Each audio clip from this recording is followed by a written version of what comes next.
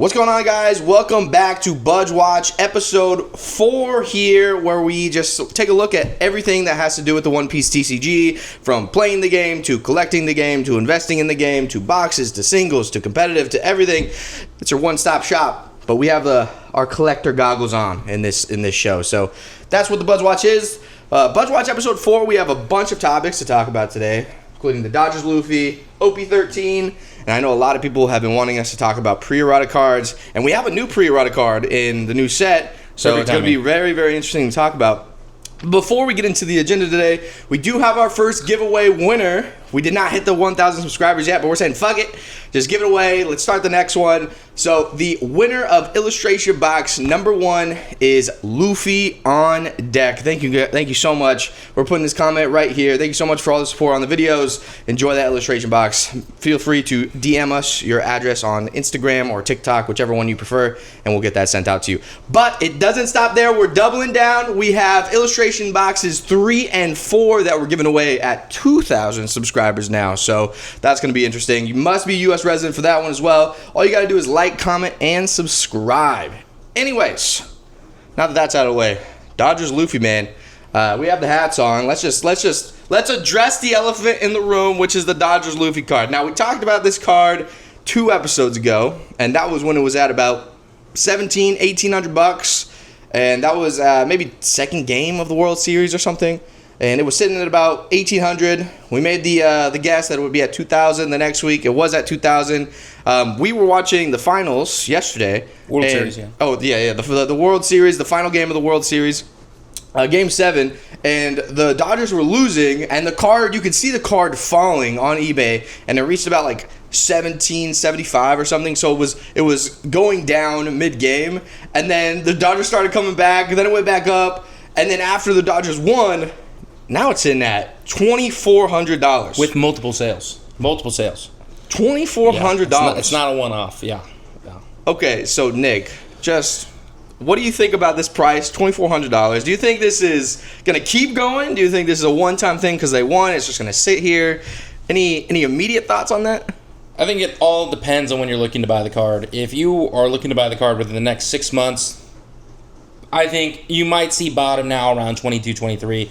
Likelihood, this price point is probably what you're going to see for the next 30 to 60 days with some volatility in there. Again, a lot of people are going to be acting through FOMO and off of gut reaction to the Dodgers just winning the World Series. Hence, you saw it last night live where Dom and I were sending each other screenshots throughout the game and after it ended of the latest sales on eBay, where you were just seeing it go up from, as Don mentioned, mid-game $1,750 to then $2,000, $22, and then now where it's sitting at is around $2,400 with multiple sales, which means likely that's where it's sitting at in the market.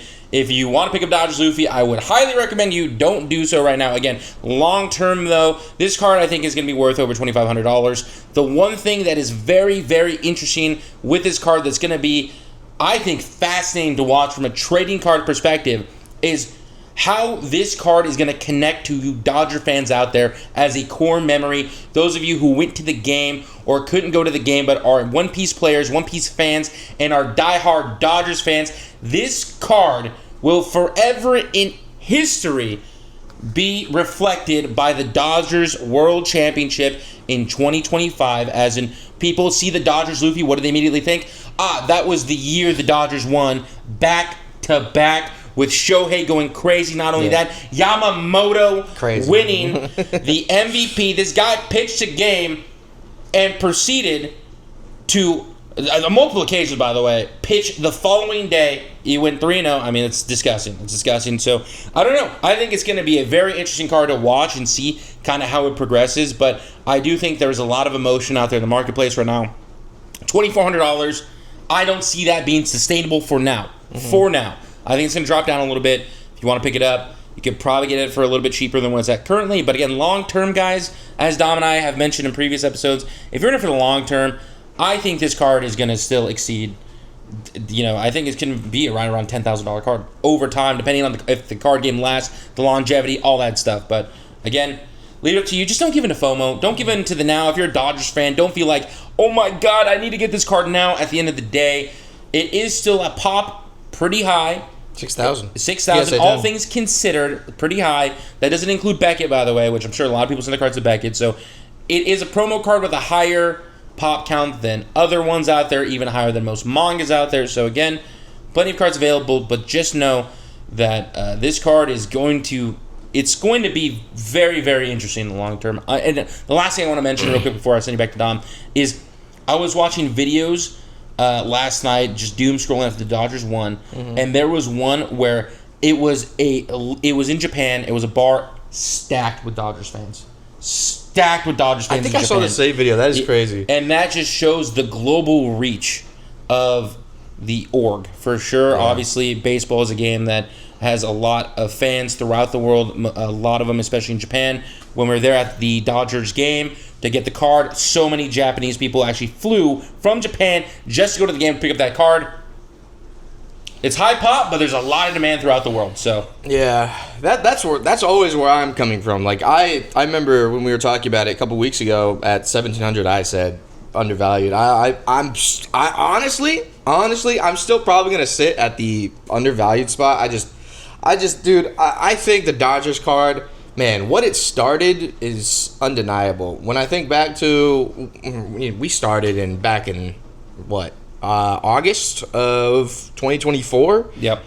So we started before the One Piece kind of craze started, and we were just buying a whole bunch of stuff. And what it was back then compared to what it is now, it's not even close. And my feeling is that the turning point was that Dodgers game.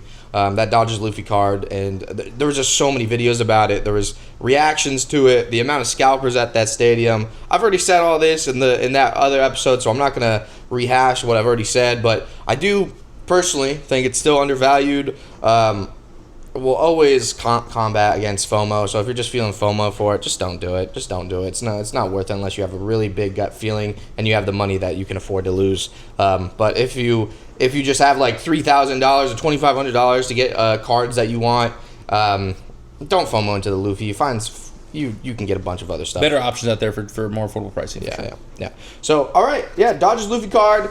We'll see. Well, as always, we'll keep you guys updated with how that's going. I think it's going to be very interesting to see where it goes from here. No idea if it's just going to keep skyrocketing or it's going to find its kind of level out here or it's going to nuke down. There was a lot of speculation on that card, and usually it's a buy the rumor, sell the news kind of event with things like this. So in this case, it would be buy the World Series win, sell the World Series win.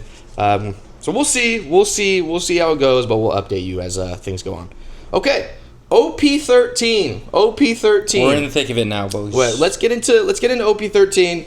First of all, hit rates. Yes. Hit rates for OP-13. Nick, take it away.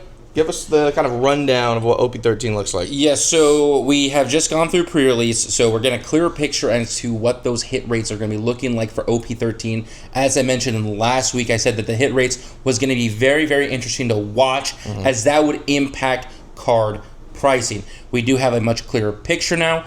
So the first thing I want to discuss is going to be the SECs. So the SECs in this are very interesting. You get a total of 8 SECs, which doesn't even include the 2 alt-art SECs you get as well. So you get a total of 10 SECs. 10. The one thing that I also thought was really interesting is that for the regular SECs, the non-alt versions, you get 3 for one brother, 3 for another brother, and then 2 for the last brother. So you have a good variety out there for those people out there looking to build those decks. They're not going to have any issues accessing those SECs. I don't project there be any problem with getting copies of those regular versions. So if you are sitting on those and you're still in pre-release, you might want to look to get rid of those now. That's my honest opinion for those. The alt-art SECs, though, you get 2 alt-art SECs, and they're random. So there's no correlation between the regular SECs you get versus the alt-arts. So that's why you're seeing that red alt-art SEC Luffy right now sitting at $100, which is mind-blowing. Yeah, that's crazy. That card, I don't even think is that meta. I mean, correct me if I'm wrong. I don't think it's that meta of a card. I think the Sabo and the Ace are more impacting the meta. But still, though, if you do have that red SEC alt-art Luffy, I would probably look to sell it right now while it's at that 100. I can't imagine it staying at that price. But again, given that there's 2 random alt-arts, it's going to have a little bit of a harder hit rate.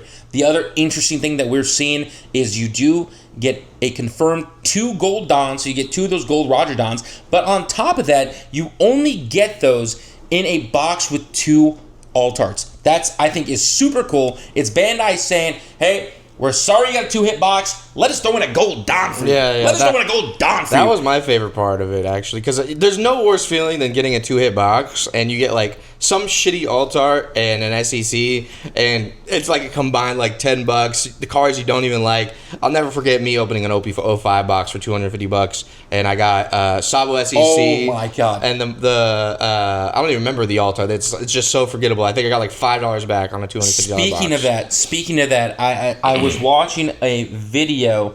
I think it was Collectibles. So shout out Collectibles, where her friend bought a box of OP-05, and this reminded me of you. He bought a box of OP-05 and opened it. He hit the Kaido SEC and the Pika. He got $10 back for a $350 box. I don't even think that's $10, bro.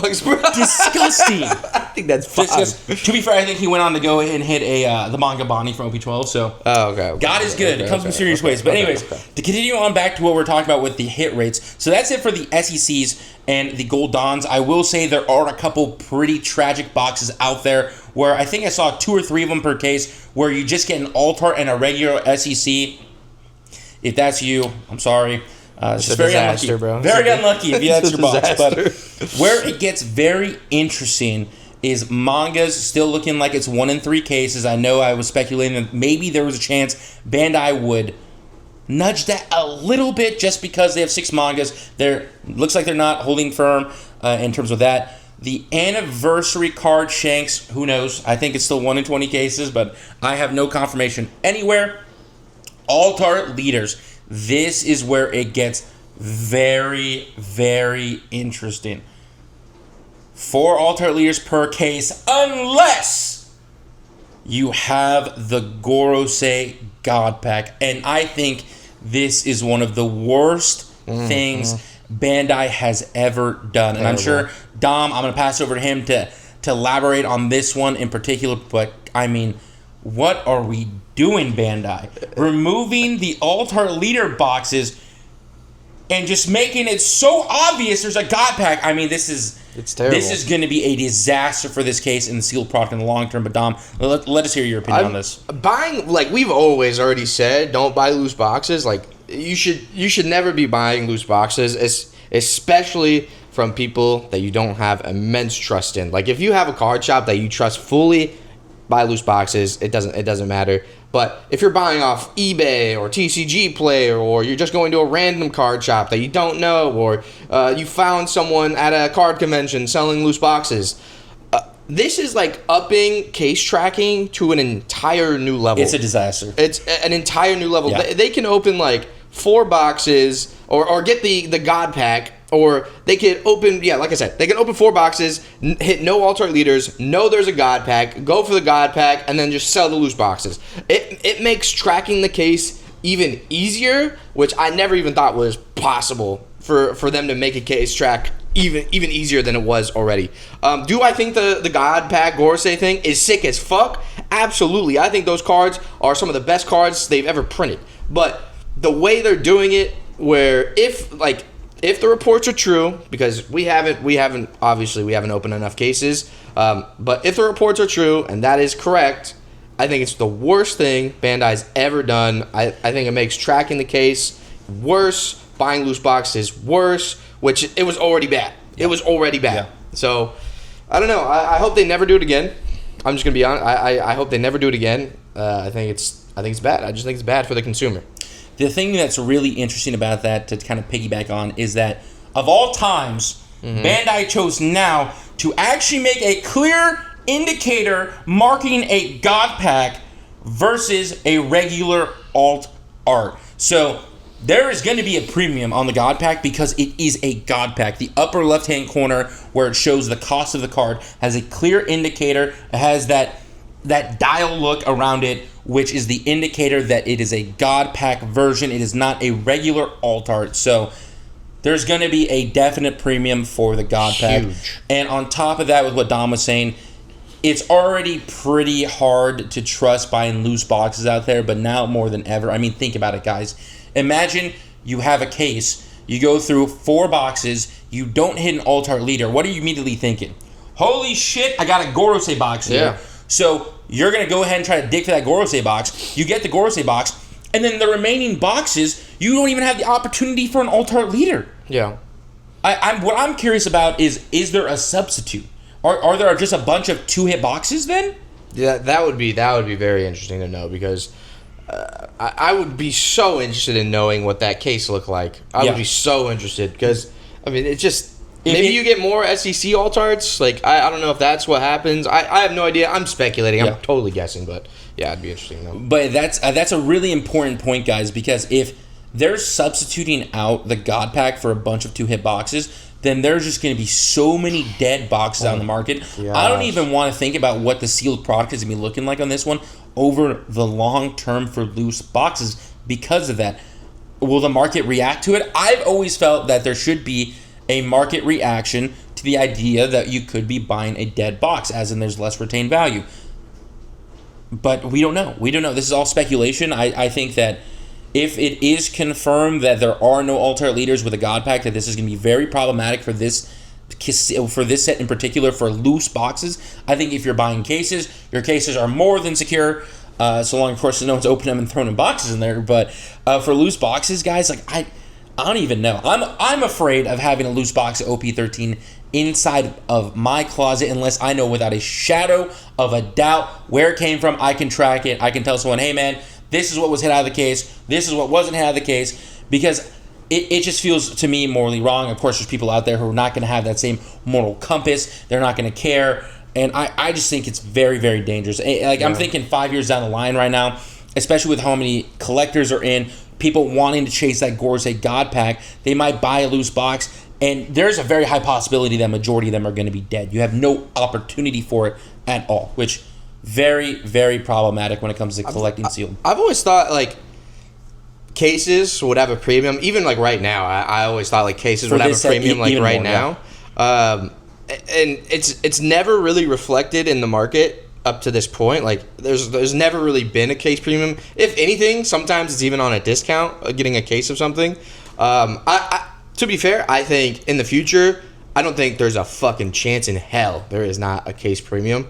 I still fully believe that in a couple years, when it's really just collectors going for those earlier boxes, I think there will be a massive case premium. And yeah, like he said, I think this set in particular is going to be even more of a case premium because of all the possible tracking that can go down in this set. So I get cases. I mean, I know we say this every time, but get cases instead of loose boxes.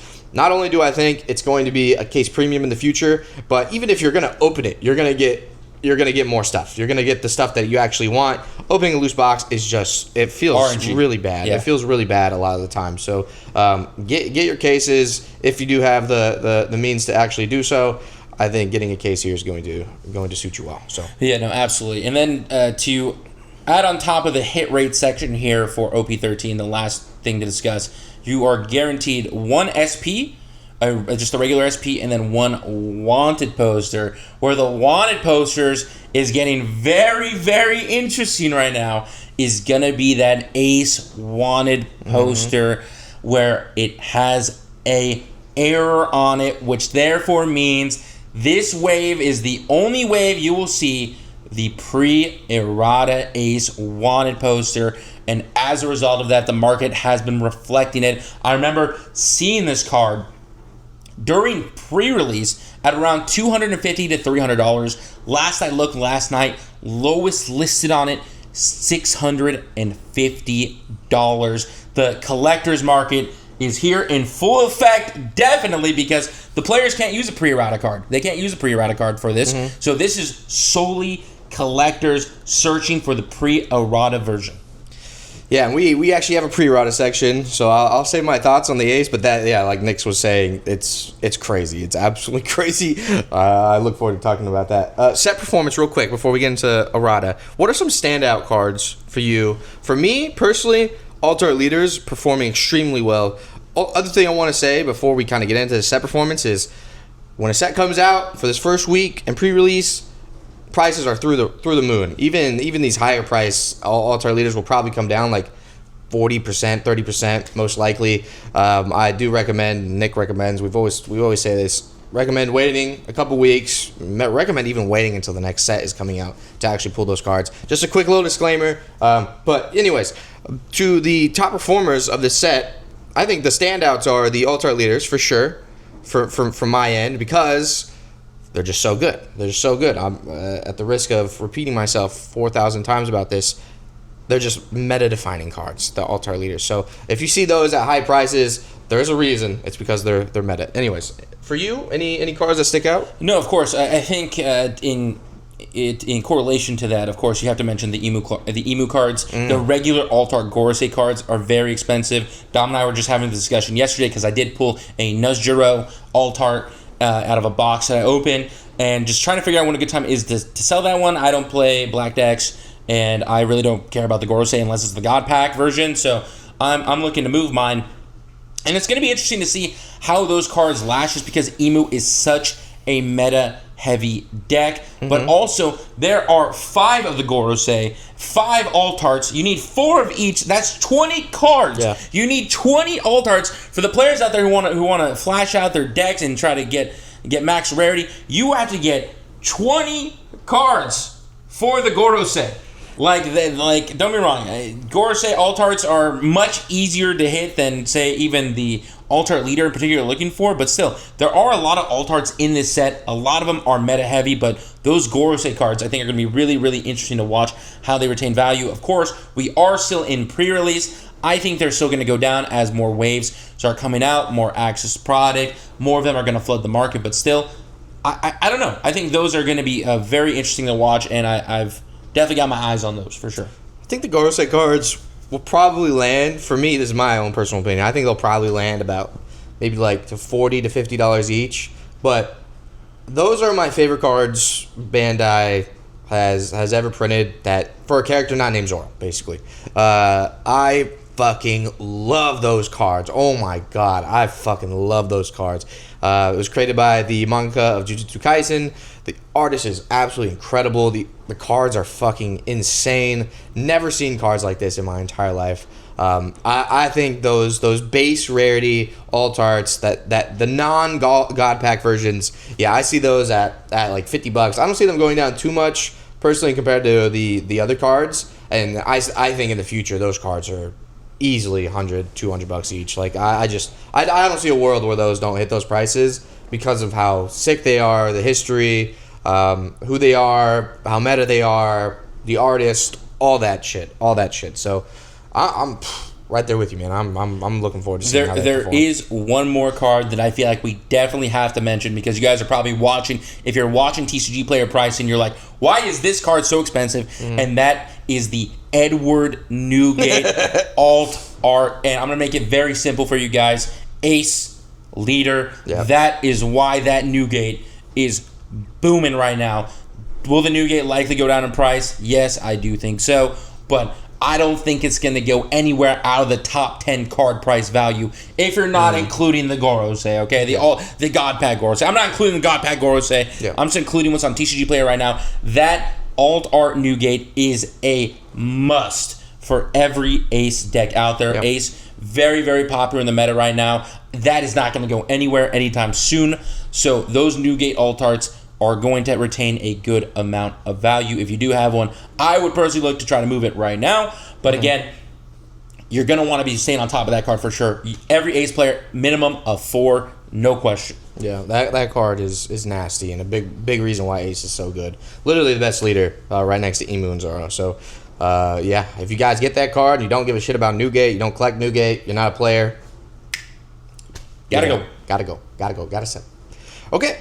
Last topic that we have before we get into Q&A and get the frick out of here is pre-errata cards. And like Nick was talking about, that pre-errata Ace. So we have our first pre-errata card to happen since OP-01. And I think this is extremely interesting. Number one, pre-errata cards have been mooning like a motherfucker from OP-01. I remember a PSA 10 Luffy Pre-Errata when I was first getting into the One Piece TCG was nowhere close to what it is now, which is like right now it's like 2,500, 3,000. Don't quote me on that. I haven't looked at it in a bit. But I remember it being like $500 or something like that. It was nowhere even close to that price. So you could tell that collectors are gravitating more and more towards those pre-errata cards. So this is the first one since then, and not only that, but it's a fucking wanted poster, which you're not even guaranteed that card in a case. Yeah. There's like 4 different wanted posters, and you only get 1 wanted poster per case. Odds are you would have to get 4 cases just to get that ace, and you're probably not even going to get it anyway. It's unreal. The rarity of that card, the type of card it is, combined with the fact that it's pre-errata, combined with the fact that it's an anniversary set, combined with the fact that it's a character like Ace. Holy shit, dude. Like, I think this card, even at $650, I think is undervalued. I think it's undervalued. I think this card can go up to $1,500. I think PSA 10 this card will be fucking unreal. I don't depending on how many cards are out there, I'm so interested to see the pop on this card. I'm extremely interested. I think this card is going to moon like a motherfucker, dude. This card is crazy. I think if you get this card, I wouldn't sell it personally. I think grade that shit. You get a 10, you're giving your kids $1 million. Yeah, Dom brings up some very important things with that card, and that is this is the only wave that is going to have that card available. This is it. This OP-13 wave that's out right now is the only time you'll ever be able to get a pre-errata ace. And again, it's actually on a rare card this time. Like, it's on a card that it's harder to hit. The hit rates are probably going to be, I mean, there's 4 wanted posters, so what, you only get 1, by the way. You only get 1 wanted poster, so what, 1 in 4 cases? Hit rate on this thing? Like, it's going to be a card that's going to go up a lot over time, I think. Unfortunately, I think he's right. I think the 650 is probably undervalued right now because, again, all you're going to find is what's out in the market now. To add on to what Dom was saying, though, about the pre-errata, there was actually a pre-errata Muggy Ball from OP-09, the event card. I did not There know was that. an event card. Muggy Ball, I remember they announced they had a pre-errata version, but again, it's an event card that is widely accessible in a set that got printed to Kingdom Come. This is a card that you have a 1 in 4 chance of getting in a case that is only going to be available for wave run printing. I think it's a no-brainer. This thing is going to go up. I also agree with Dom. Watching the pop counts for this one is going to be very, very interesting because of that. And if you pulled one, do not sell it. Do not sell it. Bro, Go get it graded. Pay the $75 to do 10-day. I'd even do 10-day on it, personally. Pay the $75 to get 10-day because you have, I think, this might be the grail. This might be the grail. This might be one of the grails. It could be. It could be long term. It could be. This pre-errata ace card, for sure.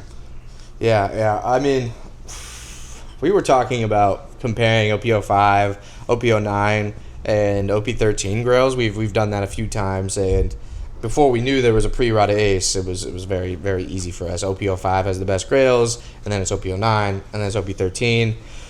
It's going to be very interesting to see how this ace does long term, how people perceive it. Does it enter grail status? How do you compare it to these other anniversary sets now?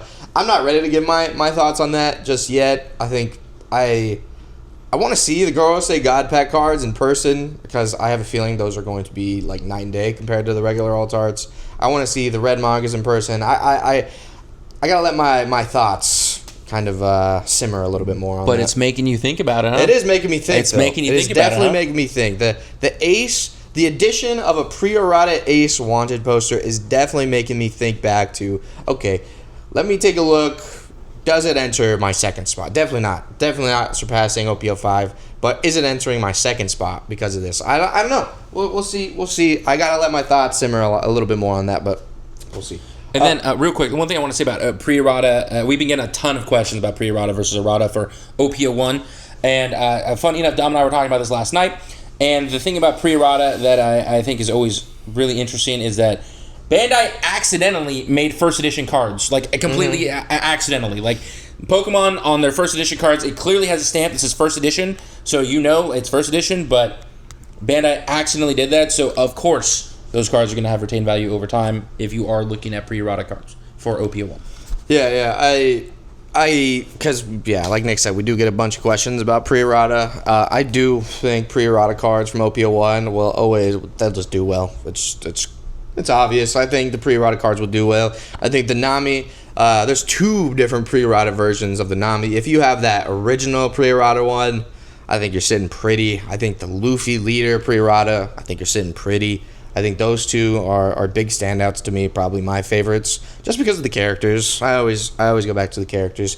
But yeah, Pre-Errata cards definitely up there. Those are the obvious ones, you know. Like it's the first printing, it's the error printing. They can't really be played, and those are the cards you know are just only being bought out by collectors. Like, and it's I guess that's another sign that the collectors are 1 kajillion% here. If we even needed more proof at this point, is that those Pre-Errata cards started mooning, a couple months ago. So, yeah, Pre-Errata cards, we like them. We're bullish. We like them, and it's really cool that we have a new one. Yeah, and it being a wanted poster is even crazier. Highly collectible rarity as well. So if you get that, consider grading it. Consider keeping it.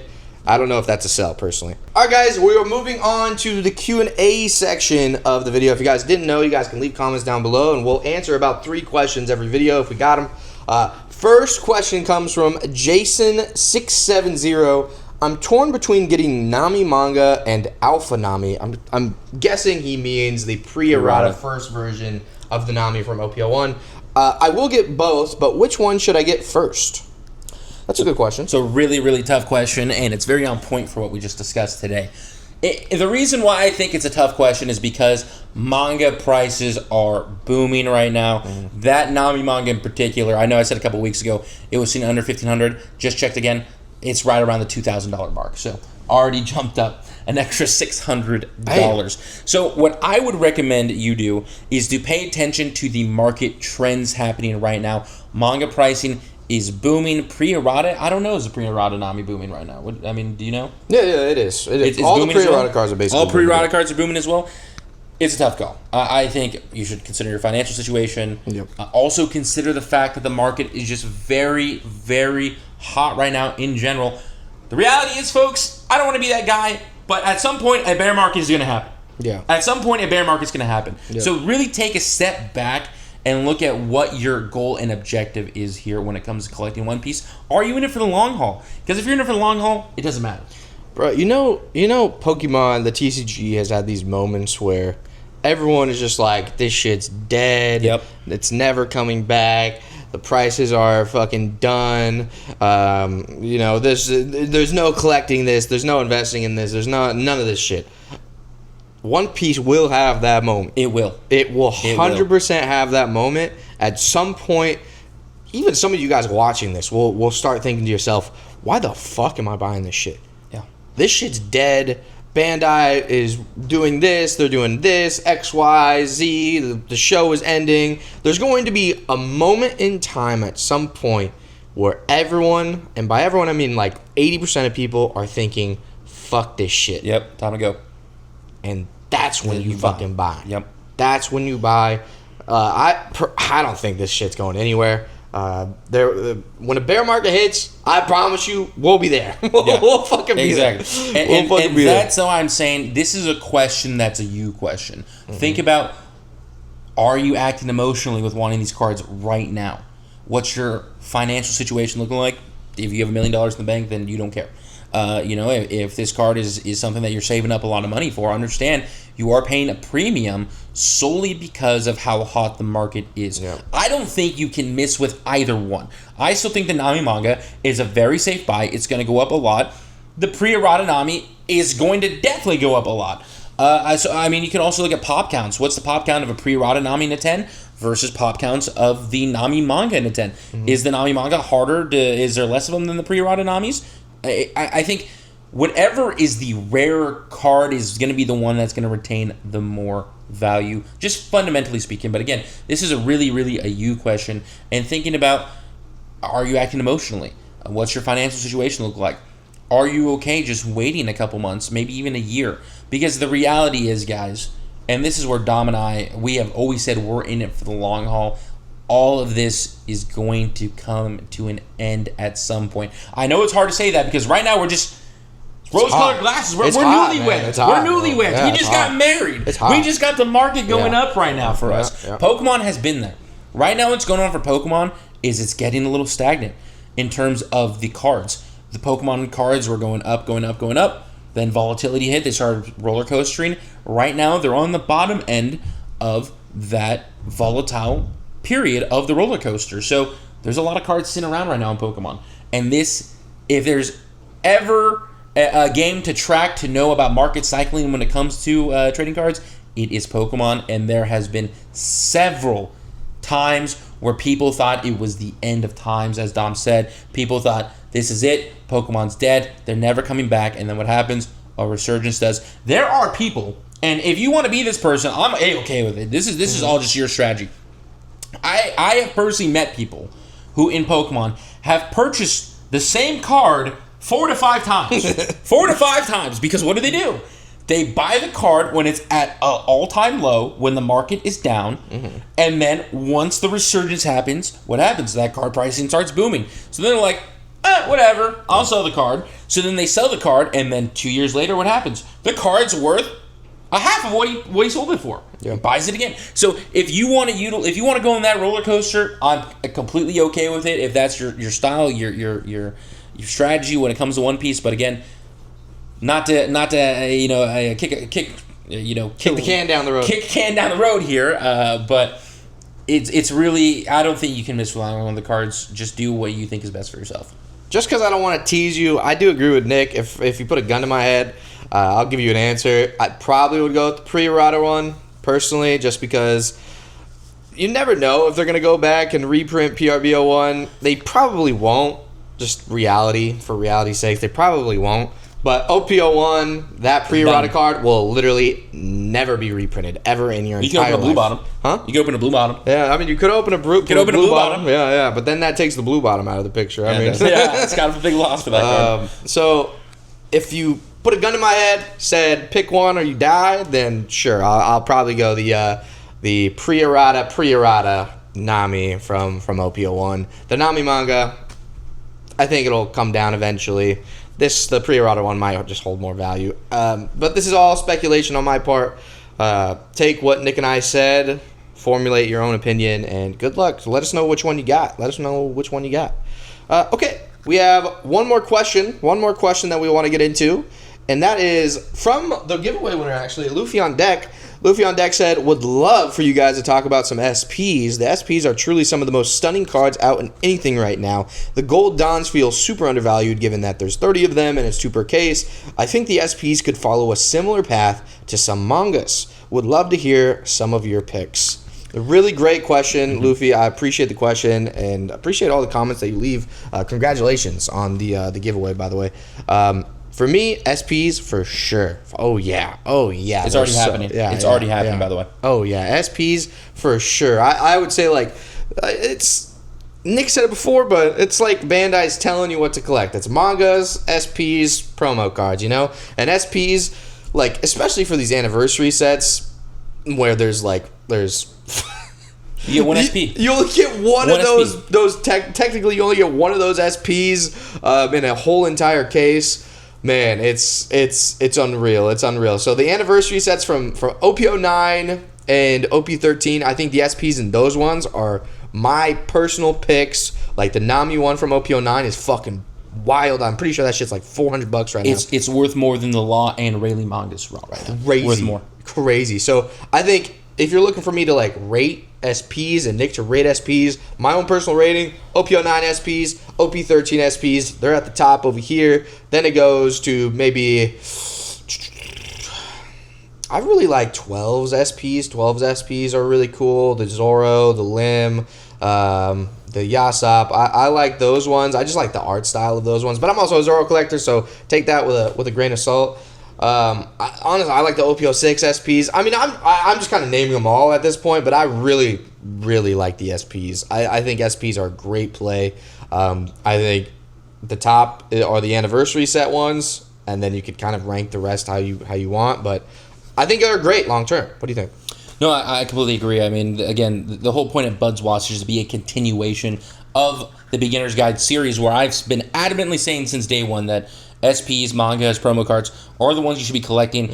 In terms of, Dom gave you his favorites. I'll agree with that. Again, in terms of SPs, in terms of value over time versus mangas, I think that Nami SP from OP-09, without a shadow of a doubt, it's already clearing the Rayleigh manga. I think without a shadow of a doubt, it will be more valuable than the Law manga from OP-10, and definitely way more valuable than the Rayleigh manga from OP-08, and the market's already reciprocating that. Of course, you have the OP-04 SPs, that Boa Hancock, the watercoloring, that's a good one. I remember I told Dom when I looked at the list of cards, my number two SPs that I wanted, the top two, was that Boa, and then it was the Nami from OP-07. I think that card is really good. Yeah. Again, her with Otama and Wano, I think the art style is fantastic. The SPs are really, really good when it comes to great art.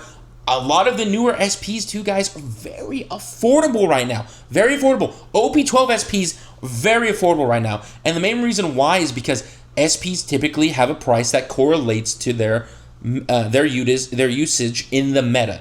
So a lot of these newer SP cards, some of them just haven't been super meta heavy, and they're not being utilized in many decks. That Zoro from OP-12, I've been seeing some people utilize it in UP Luffy as well as GP Luffy, so that has a little bit of an inflated price because of that. But again, when you look at the OP-11 SPs, which I think are so good, you have the OP-12 SPs, again, that neon kind of art that's complete on them. The OP-13 SPs, I think, are also very nice, and I think a lot of those SPs are going to go down for sure. I wouldn't buy one right now if you are looking to pick up an OP-13 SP. Again, wait that 2-month window. A lot of them are going to go down because, again, most of those SPs don't really have a spot in the meta besides the Ben Beckman.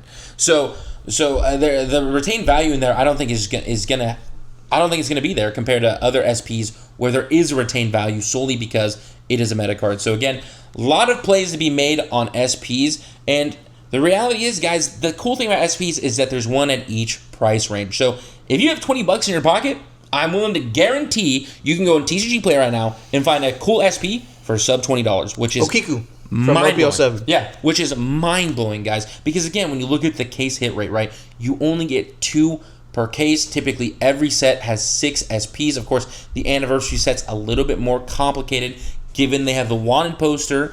So it takes 3 cases to get all 6 SPs, and that doesn't include you getting dupes. The hit rates are there in terms of hard cards to get. They're going to have collectible value. My collecting strategy has been actually, since OP-11, is to collect every set of SPs. So yeah, the only SP that has ever gone up on release is that Nami, from what I know. And that's because it was a super meta card at the time, wasn't it? I believe that's the reasoning, was that it was just a super meta card at the time, which makes sense. But again, that Nami card right now, there ain't no one running the Nami SP from OP-09 in their deck. I promise you. I haven't seen one. You guys got to keep a lookout for that EV03 SPs. Oh my gosh, bro. My wallet. Dude, my wallet, that bro. Boa, I promise you, that Boa is not going down on release, bro. No, those are going to be insane. That Boa is not going down on release. Nope, promise that. Look out for EV03. Those SPs are going to be fucking crazy. It ain't even a sleeper, man. I think that's just straight obvious that those are going to be crazy. Yeah, that Gooner tag is going to go wild. All right, guys, that has been Buzzwatch episode 4, where we went over freaking the Dodgers Luffy, OP-13, pre-errata cards, took some questions. We appreciate you guys so much. We would really appreciate it if you guys like, comment, and subscribe. You guys could win the Illustration Box Volume 3 and Illustration Box Volume 4 at 2,000 subscribers this time. Thank you guys again for all the likes, for all the love, for all the comments and the questions. We really do appreciate it. Nick? No, that's pretty much it, guys. Again, thank you so much, of course, for spending an hour out of your day to watch our content. Really, the love, we read every comment. The love we had in our comment section has really revitalized our love and passion for making content. We kind of just do this out of our spare time as a passion project. You know, we just love One Piece and we love talking about it. So we really appreciate you guys spending an hour out of your days to go here and chill with the buds. Catch y'all. The next one. The next one.